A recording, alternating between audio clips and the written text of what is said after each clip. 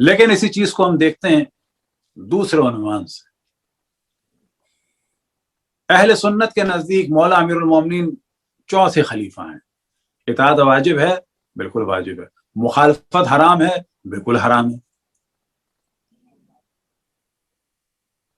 اب جب وہ چوتھے خلیفہ ہیں تو اس وقت عالم اسلام کی جو پہلی جنگ تھی وہ کس نے مسلط کی چوتھے خلیفہ پہ؟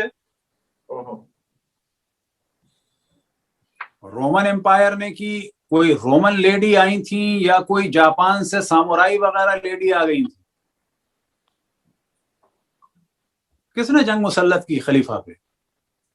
زوجہ رسول نے مسلط کی. آپ کو پتا ہے صحابہ کے فضائل اور آپ کو پتا ہے کہ صحابہ کی مخالفت حرام ہے. آپ کو پتا ہے صحابہ کو برا کہنے سے انسان کافر ہو جاتا ہے. تو سوال یہ پیدا ہوتا ہے کہ حضرت عائشہ کو نہیں پتا تھی یہ چیزیں؟ چوتھے خلیفہ کی اطاعت واجب ہے یا نہیں؟ نہیں، اصل میں وہ کہہ رہی تھی کہ تیسرے خلیفہ مارے گئے تو انہوں نے انتقام کیوں نہیں لیا، یعنی اعتراض کر رہی تھی. نہیں، وہ تو مذاکرے کے لیے جب جاتے ہیں تو اونٹ پر لوہے کی ہودج بنائی جاتی ہے اور جاتے ہی بیت المال کے 70 افراد کہ جو مولا امیر المومنین کی جانب سے محافظ تھے، کہ جن کے بارے میں تاریخ میں بیان ہوا کہ سندھی تھے اور بعض جگہ بیان ہوا کہ جاٹ تھے. رسول کے صحابی جو مولا امیر المومنین گورنر تھے عثمان بن حنیف، ان کو پٹوایا، ان کے سر کے بال، داڑھی کے بال، مونچھوں کے بال، بھووں کے بال نچوا دیے، حتیٰ پلکوں کے بال نچوا دیے. یہ احترام تھا صحابی رسول کا. اور اس کے بعد پہلے تو حکم دیا تھا مار دو. لوگوں نے سمجھایا محترمہ کو کہ یہ مر گیا تو اس کا بھائی جو ہے وہ پاورفل ہے مدینے میں، تو کہا کہ یہ سب کچھ کرو، مارو پیٹو، داڑھی بھویں مونچھیں بال نوچو. مونڈے نہیں تھے، نوچے تھے. اب ہمارے لوگ کہتے ہیں جی علی کے گورنر کے، ہاں لیکن وہ صحابی رسول تھے.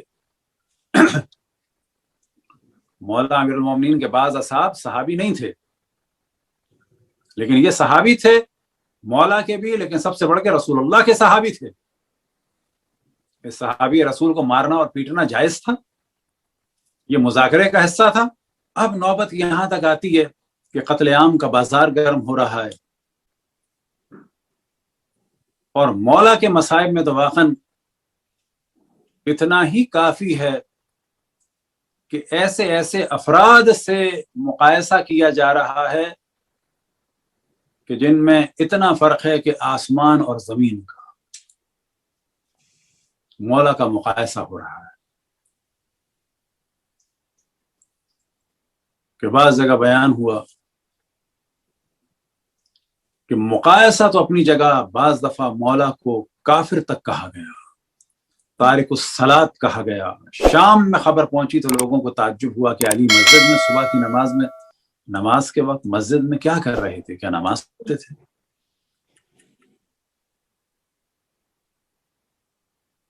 اب یہاں پر ہم دوبارہ سوال کریں کہ چوتھا خلیفہ بننے کے بعد زوجہ رسول اور معاویہ نے حملہ کیا. کس نے حملہ کیا؟ ان لوگوں نے حملہ کیا. کس پہ حملہ کیا؟ چوتھے خلیفہ پہ. ہم اس وقت اہل سنت کے پوائنٹ آف ویو سے بات کر رہے ہیں. چوتھے خلیفہ پہ،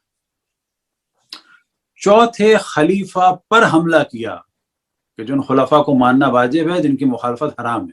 ہاں، آج کوئی نہ مانے تو کافر، آج کوئی اعتراض کر دے تو کافر، لیکن اس وقت کوئی ان پہ حملہ کر دے تو کوئی بات نہیں. چوتھے خلیفہ پر حملہ کرنے والوں سے مولا علی نے جنگ کی. چوتھے خلیفہ پر حملہ کرنے والوں نے حملہ کیا، چوتھے خلیفہ نے دفاع کیا. محترمہ مدینے سے فوج لے کے نکلی، لوگوں کو جمع کرتی ہوئی، اور بصرہ میں آ کر قتل عام کیا. مولا امیر المومنین نے جا کر مدینے میں نہیں کسی کے ساتھ کوئی مار پٹائی. اتنا تنگ کیا مولا کو کہ مولا کو مدینے سے نکلنا پڑا، کوفے میں مرکز بنانا. ایسے حالات کر دیے تھے. جب وہاں مولا کو نہ مار سکے اور تنگ نہ کر سکے تو یہ محترمہ چلی ہیں مدینے سے مکے، اور مکے سے ہوتی بھی کہاں تک؟ بصرہ میں قتل عام کے لیے. یہ ہے جنگ جمل، مذاکرہ نہیں تھا، یہ ہے جنگ جمل.